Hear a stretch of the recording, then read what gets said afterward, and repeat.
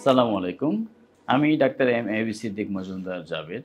কথা বলবো আজকে একটি কমন টপিক নিয়ে। সেটা হলো নাক ডাকা। এমন কোনো বাসা মনে হয় পাওয়া যাবে না, সে বাসায় কেউ না কেউ নাক ডাকে না। এটা মানে খুব কমন প্রবলেম এবং আমরা যখন ছোট ছিলাম তখন এই ব্যাপারটাকে খুব বেশি গুরুত্ব দিয়ে দেখা হতো না। কিন্তু ইদানিং বিভিন্ন গবেষণায় দেখা যাচ্ছে যে এই নাক ডাকা থেকে বিভিন্ন রোগের সৃষ্টি হতে পারে। অর্থাৎ বিভিন্ন রোগের একটি কমন লক্ষণ হলো নাক ডাকা, যেটাকে সায়েন্টিফিক্যালি আমরা বলি অবস্ট্রাকটিভ স্লিপ অ্যাপনিয়া, অর্থাৎ ঘুমের মধ্যে শ্বাস বন্ধ হয়ে যাওয়া। তো এই কমন টপিকটি যখন আমরা বুঝতে চাইব, সবসময় তো বোঝা যায় না। আমরা জানি যে হ্যাঁ নাক ডাকছে, নাক ডাকা তো বিভিন্ন কারণে হতে পারে, দেখা গেল আসলে কোনো সমস্যা নেই, সেটাও তো হতে পারে। তো সাধারণত যারা নাক ডাকেন তাদের কি কি সমস্যা হয় এটা আগে আমরা জেনে নিই। বেশিরভাগ ক্ষেত্রে যেটা হয়, রাতে ওনাদের ঘুম যেহেতু পর্যাপ্ত পরিমাণে হচ্ছে না, দিনের বেলায় ঘুম ঘুম ভাবটা বেশি থাকে। দেখা গেল কাজে মনোযোগ দিতে পারছেন না, কর্মক্ষেত্রে গিয়ে ঘুমিয়ে পড়ছেন অফিসে, অনেকের মাথা ব্যথা হচ্ছে, এগুলো খুব কমনলি হয়। অনেকের নাক বন্ধ থাকে, যেটাকে বলা হয় নেজাল ব্লকেজ। এরকম বিভিন্ন লক্ষণ নিয়ে আসতে পারেন। এবং এই অবস্ট্রাকটিভ স্লিপ অ্যাপনিয়ার কিছু কিছু রিস্ক ফ্যাক্টর থাকে, যে এটা আসলে কাদের বেশি হয়। সাধারণত 90% ক্ষেত্রেই যারা ওজন বেশি অর্থাৎ ওবেজ পেশেন্ট, তাদের ক্ষেত্রে এই অবস্ট্রাকটিভ স্লিপ অ্যাপনিয়া বেশি হয়ে থাকে। এছাড়া কাদের হতে পারে? যাদের হাইপোথাইরয়েডিজম আছে, যারা অ্যালকোহল নিয়ে থাকেন, এই ধরনের লোকদের অবস্ট্রাকটিভ স্লিপ অ্যাপনিয়া বেশি হয়। এখন আমরা আসি, এটা কেন হয়, মেকানিজমটা কি। অনেকে আছেন যাদের হলো নেকের থিকনেসটা বেশি থাকে, অর্থাৎ ঘাড় দেখা যায় যে একটু মোটা হয়, শর্ট নেক হয়। ওনাদের ক্ষেত্রে যেটা হয়, নেজোফেরিংসের পিছনে সফট টিস্যু থাকে, এদিকে গলার ভিতরে আমাদের অনেক সফট টিস্যু থাকে। আমরা যখন ঘুমাই তখন এই সফট টিস্যুগুলো রিল্যাক্স হয়ে যায়, এই মাসেলগুলো রিল্যাক্স হয়ে আমাদের যে শ্বাসনালী, এই শ্বাসনালীটাকে বন্ধ করে দিচ্ছে। যখনই এই শ্বাসনালী বন্ধ হয়ে যাচ্ছে, আমাদের রক্তে অক্সিজেনের পরিমাণ কমতে থাকবে, কারণ বাতাস পাস করছে না। তখনই স্নোরিং হয় বা নাক ডাকা।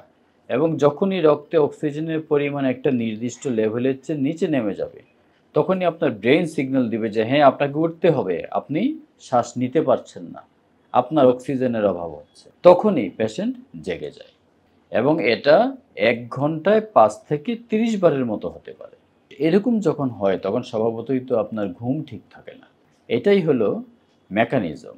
তাহলে এই যে হচ্ছে, এখান থেকে হার্টের কি কোনো প্রবলেম হতে পারে? শুধু হার্টের না, অনেক রোগ হতে পারে শুধুমাত্র এই রাতে নাক ডাকার জন্য। কি হয়? হার্টের মধ্যে কমন যেটা উচ্চ রক্তচাপ, এই ধরনের রোগীদের ব্লাড প্রেশার বেশি থাকে, উচ্চ রক্তচাপ থাকে। আর কি হয়?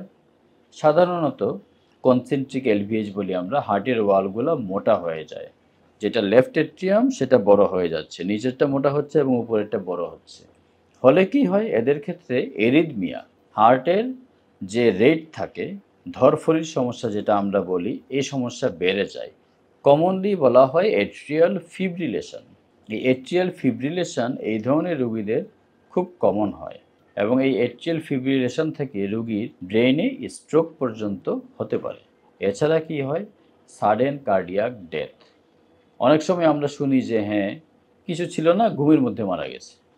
এই ধরনের পেশেন্টদের এরকম হওয়ার সম্ভাবনা বেশি থাকে। এগুলো বলার উদ্দেশ্য হলো, নাক ডাকাকে একসময় গুরুত্ব দেওয়া হতো না, এখন আমরা চিকিৎসকরা কিন্তু এই ব্যাপারে অনেক কনসার্ন থাকি যে ওনার এই সমস্যাটা আছে কি না, থাকলে আমরা কি কি খুঁজবো, কি কি করতে হবে, এই ব্যাপারগুলো। এছাড়া আরও কি হয়?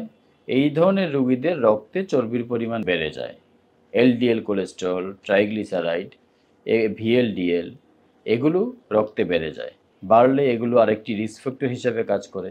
এছাড়া এদের ডায়াবেটিস বেশি হয়। তাছাড়া কি হয়? গ্যাস্ট্রোইন্টেস্টাইনাল অর্থাৎ পরিপাকতন্ত্রের বিভিন্ন সমস্যা দেখা দিতে পারে, নিউরোলজিক্যাল বিভিন্ন প্রবলেম হয়। এই অবস্ট্রাকটিভ স্লিপ অ্যাপনিয়া থেকে দেখেন অনেক প্রবলেম হয়। যখন বয়স বাড়ে এদের ডিমেনশিয়া বা কথা ভুলে যাওয়া, স্মৃতি নষ্ট হয়ে যাওয়া, এই ধরনের রোগ এদের আগে হয়। এখন আসি, রোগ তো হলো, এই রোগটা ধরবো কিভাবে? কিভাবে শিওর হব যে হ্যাঁ অবস্ট্রাকটিভ স্লিপ আপনিয়া আছে? এক্ষেত্রে বিভিন্ন পরীক্ষা করা হয়। তো এর মধ্যে কমনলি আমাদের দেশে যে পরীক্ষাটি করা হয় পলিসomnography, এটাকে বলা হয় পলিসomnography। এটা যখন রাতে ঘুমানো হয় তখন মেশিনে হার্ট রেট, তার ব্লাড প্রেশার কত থাকে, রক্তে অক্সিজেনের পরিমাণ কত থাকে, এই জিনিসগুলো মেজার করা হয় এবং মেজার করে দেখা হয় যে হ্যাঁ আপনার আসলে অক্সিজেনের ঘাটতি হচ্ছে কিনা, হলে কতটুকু হচ্ছে, আমরা কি চিকিৎসায় যাব।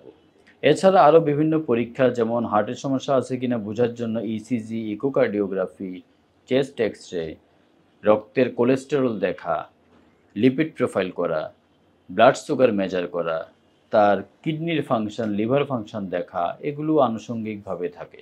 এখন আসি, হ্যাঁ আমরা রোগ তো ধরলাম, চিকিৎসা কি হবে? প্রথম চিকিৎসা হলো যেটা বিভিন্ন ভিডিওতে আমি অনেকবার বলে আসছি, আমার আগের অনেকগুলো ভিডিওতেও আপনারা এটা পাবেন, লাইফস্টাইল মডিফিকেশান। অর্থাৎ আপনার যদি ওজন বেশি থাকে, ওজন কমাতে হবে, বিএমআই টার্গেটে আনতে হবে আপনাকে। আর কি করতে হবে? অনেকে আছেন অ্যালকোহল খান, অ্যালকোহল মডারেশন করতে হবে, অ্যালকোহল ত্যাগ করতে হবে, ধূমপান ছাড়তে হবে। আপনার যদি এরকম কোনো ডিজিজ থাকে, যেমন হাইপোথাইরয়েডিজম থাকলে সেটার ট্রিটমেন্ট করতে হবে। আমরা খুব তৈলাক্ত এবং অয়েলি ফুড খেয়ে অভ্যস্ত, আমাদের লাইফস্টাইল খুবই বাজে হয়ে যাচ্ছে, এগুলো অ্যাভয়েড করতে হবে। এগুলো আমাদের লাইফস্টাইল মডিফিকেশান। কোনো ডিজিজ থাকলে সেটার ট্রিটমেন্ট করতে হবে। এখন আসি, এই যে শ্বাস নিতে পারছি না, অক্সিজেন কমে যাচ্ছে, এখন আমরা কি করব? এর জন্য আধুনিক চিকিৎসা হলো সিপেপ। এটাকে বলা হয় সিপেপ মেশিন। একটি মেশিনের সাহায্যে একটু প্রেশার বেশি দিয়ে অক্সিজেন দেওয়া হয় বা বাতাস দেওয়া হয়, যেন আপনার যে ভিতরে, গলার ভিতরে মাসেলগুলো যেগুলো চুপসে থাকতেছে, আপনার শ্বাসনালীকে বন্ধ করে দিতে যাচ্ছে, সেটাকে সে যেন বন্ধ করতে না পারে। অনেকে এটা খুব ভয় পান যে একটা মেশিন লাগিয়ে রাখবে, এটা কেমন ব্যাপার হইলো, এটা লাগিয়ে আমি ঘুমাবো কীভাবে? কিন্তু এই স্লিপ অ্যাপনিয়া রোগীরা এটা কিন্তু এই মেশিন নিয়ে অনেক দিন অনেক ভালো থাকেন। এছাড়া কি আছে, কিছু সার্জারি করা যায়, রিকনস্ট্রাকটিভ সার্জারি বলা হয়, এবং কিছু ডিভাইস ইউজ করা হয়। যেমন অনেকের ম্যান্ডিবলে প্রবলেম থাকে, তাদের ম্যান্ডিবলটাকে ফিক্স করা হয় বিভিন্ন ডিভাইস দিয়ে। এবং কিছু আছে সার্জারি, যেমন টিস্যুগুলোকে, গলার ভিতরে টিস্যু কিছু কিছু কেটে ঠিক করা হয়। এই পর্যন্ত এই ট্রিটমেন্ট মডালিটিসগুলোই আছে। কিন্তু উন্নত দেশে কিন্তু এই স্লিপ অ্যাপনিয়া নিয়ে বা অবস্ট্রাকটিভ স্লিপ অ্যাপনিয়া নিয়ে অনেক গবেষণা চলছে, এবং হয়তো অদূর ভবিষ্যতে আমরা আরও অনেক ভালো ভালো ড্রাগ পাবো এই ডিজিজটাকে কন্ট্রোল করার জন্য। কাজেই আমাদের আজকের ভিডিওর শিক্ষা হলো, নাক ডাকাকে এখন থেকে আর অবহেলা করা যাবে না। আল্লাহ হাফেজ।